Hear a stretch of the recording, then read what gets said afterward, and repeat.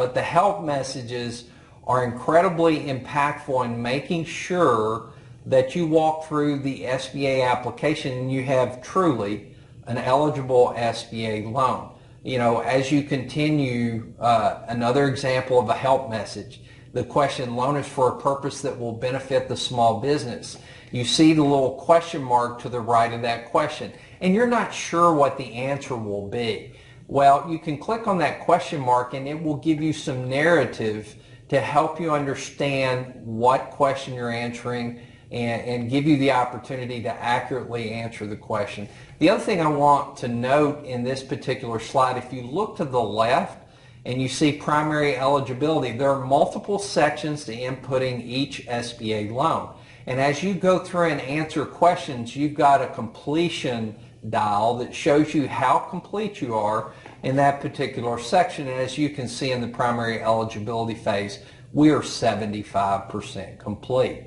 So the SBA 1 origination screens are great. And I think, again, 2 or 3 things to remember. SBA 1 helps you to walk through all the critical areas of eligibility and make sure that your SBA loan is in fact eligible. The other thing that's great is the pop-up. If you answer a question that potentially would make the loan not eligible, it's going to pop up and say, hey, you answered this question in this particular fashion, and if that is a correct answer, then the loan is not eligible. So it gives you an opportunity to either exit the application or continue the application by modifying your answer. Additionally, many of the questions have a little question mark at the end of the question, and that gives you some narrative for deeper understanding of what the question's actually asking and allows you to answer the questions as accurately as possible. But the takeaway here is SBA 1 set up in a way, if you take a particular SBA application through all the questions that are asked by SBA 1, it's going to be an eligible SBA loan. If you've answered those questions honestly and accurately, and you get through the process and submit and get an approval, you've got an eligible SBA loan.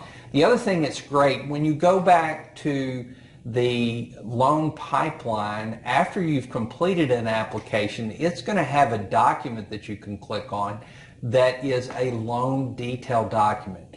And what the loan detail document does is it walks through each area of eligibility, things like guarantor eligibility, business eligibility, size standards, and you can click on and print this, and basically it is a written document that you can save in your SBA loan file that proves that the loan is in fact eligible. And I go in, for instance, on the credit elsewhere and add some additional detail to it to make sure that I've clearly have an eligible SBA loan. Again, remember, if you have questions about the content of the course, you can email Bob or me at lance@colemanreport.com, bob@colemanreport.com, or if you have technical questions, always email Joseph at joseph@colemanreport.com. Hey, thank you very much for being here on this session. Look forward to seeing you in the next session.